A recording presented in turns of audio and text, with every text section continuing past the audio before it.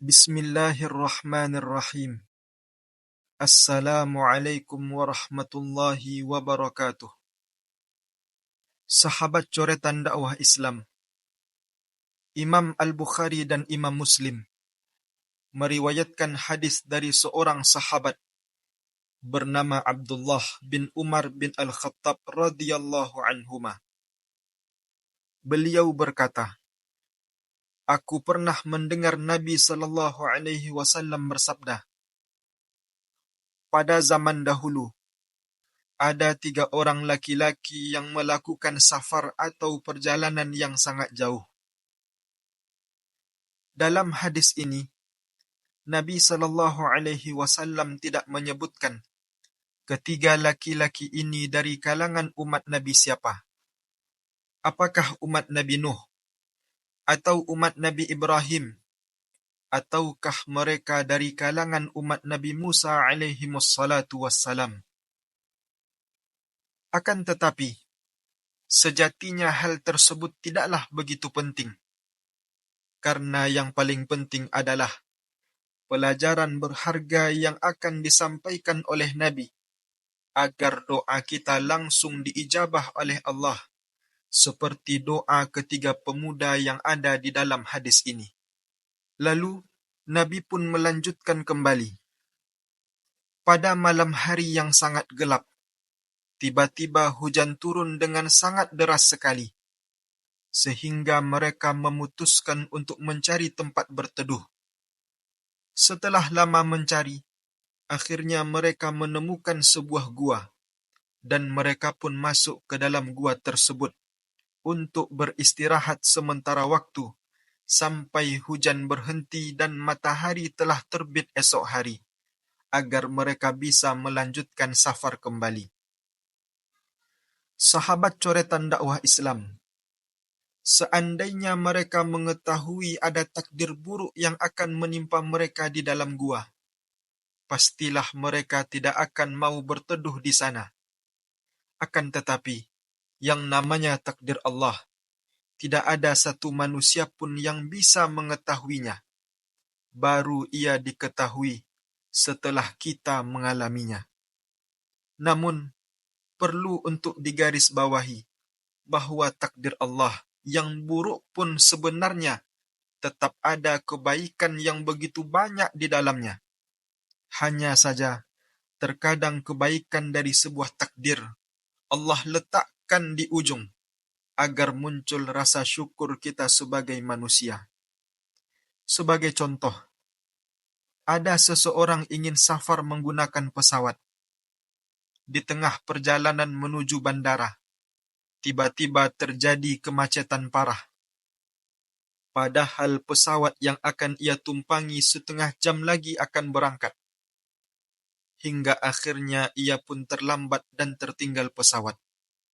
Lalu, ia datang ke bagian pelayanan dan meluapkan emosinya. 15 menit setelah itu, ia melihat berita di TV bandara bahwa pesawat yang rencananya akan ia tumpangi tersebut mengalami kecelakaan, dan semua penumpang meninggal dunia. Saat itu, ia langsung melakukan sujud syukur, dan ia pun baru menyadari bahwa kemacetan di jalan menuju bandara tadi adalah cara Allah untuk menyelamatkannya dari kecelakaan pesawat yang pasti akan merenggut nyawanya. Seburuk-buruknya takdir, sebenarnya itu hanya dalam pandangan kita saja. Akan tetapi, dalam pandangan Allah, ada kebaikan yang sudah dipersiapkan untuk kita. Sahabat coretan dakwah Islam, saat ketiga laki-laki tadi sudah berada di dalam gua, tiba-tiba saja ada sebongkah batu besar menggelinding dari atas ke bawah, sehingga menutupi pintu gua. Walhasil, tentu saja mereka tidak akan bisa keluar dari gua tersebut. Ditambah lagi, mereka sama sekali tidak memiliki alat untuk menghancurkannya. Dalam keadaan genting tersebut, salah seorang dari mereka berkata, "Demi Allah, kita tidak akan bisa keluar dari gua ini." Dan beberapa hari ke depan, kita pasti akan mati, karena perbekalan kita sangat sedikit sekali.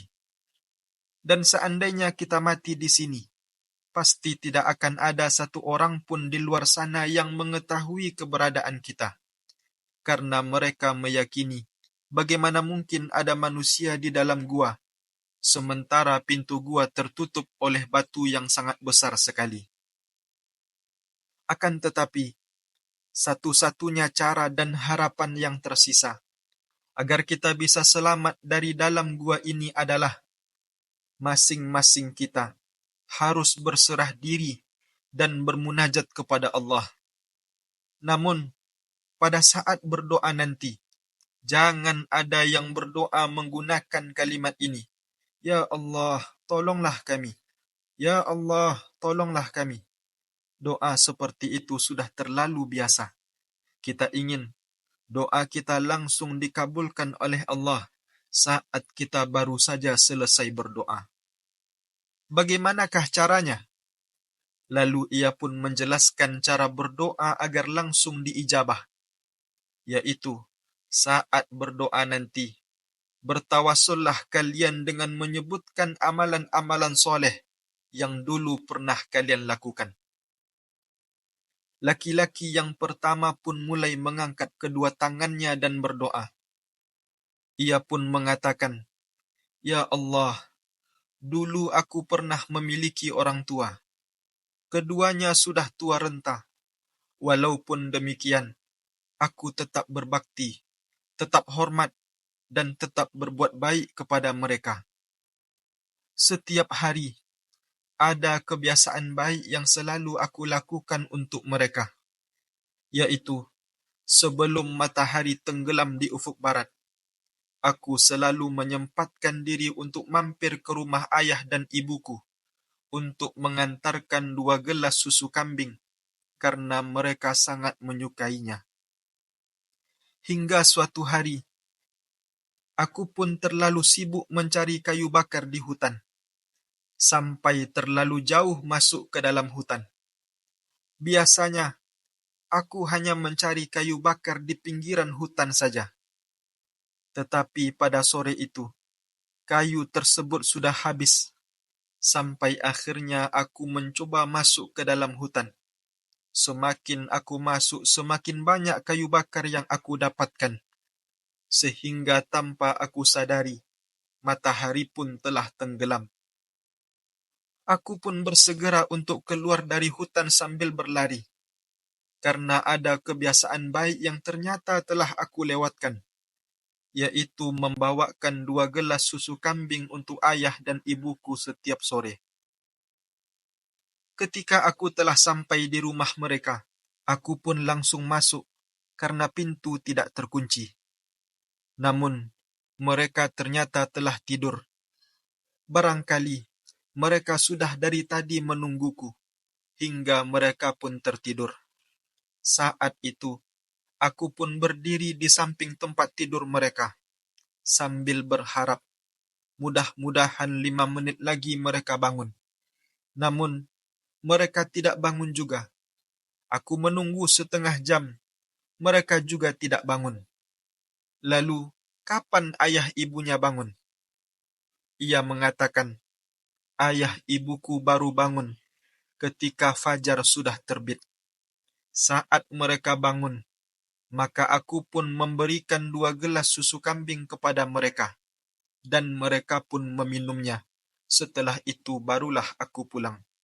Ya Allah, jika apa yang telah hamba lakukan adalah amal soleh di sisimu untuk mencari ridhomu, maka tolonglah geser batu tersebut agar kami bisa keluar dari gua ini. Nabi SAW mengatakan, baru saja ia selesai bermunajat, tiba-tiba batu besar tersebut bergeser, namun mereka masih belum bisa keluar. Laki-laki yang kedua pun mengangkat kedua tangannya, lalu berdoa, Ya Allah, dulu aku pernah memiliki seorang sepupu perempuan. Aku sangat menyukainya, sehingga aku berniat ingin menikahinya. Namun, ternyata ia malah menolak niat baik tersebut. Tak berapa lama setelah kejadian itu, kampung kami dilanda musim kemarau panjang. Semua penduduk desa mengalami kesulitan ekonomi. Lalu, tiba-tiba saja perempuan itu pun datang ke rumahku untuk meminta bantuan karena keluarganya sedang kesusahan. Saat itu, muncul fikiran burukku. Aku pun berkata kepadanya, "Jika engkau ingin aku bantu, maka ada syarat yang harus engkau penuhi terlebih dahulu." Ia pun bertanya dengan penuh kekhawatiran, "Apa syaratnya?" Aku pun berkata, "Syaratnya adalah engkau mesti menyerahkan kehormatanmu kepadaku." Ia pun terkejut mendengar hal tersebut. Namun, akhirnya ia pun pasrah karena sedang berhadapan dengan dua pilihan yang sangat sulit sekali, yaitu memikirkan keadaan keluarganya dan memikirkan kehormatannya yang akan direnggut tanpa hak. Hingga akhirnya, setelah lama terdiam dan tertunduk, ia pun menyanggupi syarat yang aku ajukan tersebut. Saat selangkah lagi, aku terjatuh ke dalam jurang perzinahan. Tiba-tiba ia berkata, "Tidakkah engkau takut kepada Allah yang saat ini sedang melihat apa yang kita lakukan?" Mendengar pertanyaan tersebut, badanku bergetar dan aku pun pergi meninggalkannya, serta menyuruhnya untuk pulang. Saat itu, aku memberinya beberapa keping uang dinar untuk membantunya. Ya Allah, jika apa yang telah hamba lakukan itu adalah amal soleh di sisimu untuk mencari ridhomu, maka tolonglah geser batu tersebut agar kami bisa keluar dari dalam gua ini. Nabi SAW mengatakan, tiba-tiba saja batu tersebut bergeser, namun mereka juga belum bisa keluar. Lalu, laki-laki ketiga pun mengangkat kedua tangannya ke langit, seraya berdoa dan bermunajat. Ya Allah, dulu aku pernah mempunyai para pekerja yang sangat banyak sekali. Aku selalu memberikan upah mereka tepat pada waktunya dan tidak pernah terlambat. Akan tetapi, pada suatu hari, setelah aku memberikan upah kepada seluruh pekerja, ternyata ada satu orang dari mereka tidak datang pada hari itu untuk mengambil upahnya. Berhari-hari hingga berbulan-bulan, bahkan bertahun-tahun aku menunggunya, namun ia tak kunjung datang juga. Suatu ketika, aku pun menggunakan upah pekerja tersebut untuk modal usaha, dan dari modal yang sedikit, aku mendapatkan keuntungan yang sangat besar sekali, sehingga usaha tersebut bisa berkembang dengan sangat pesat. Akan tetapi, tanpa aku sadari, tiba-tiba pekerja tersebut datang menemuiku untuk meminta upah yang dulu belum ia ambil. Aku pun mengatakan kepadanya, "Wahai Fulan, semua perkebunan, peternakan, dan usaha-usaha yang lainnya, semua itu adalah upahmu." Ia pun berkata, "Wahai Tuan, janganlah Tuan menghardik dan merendahkan saya.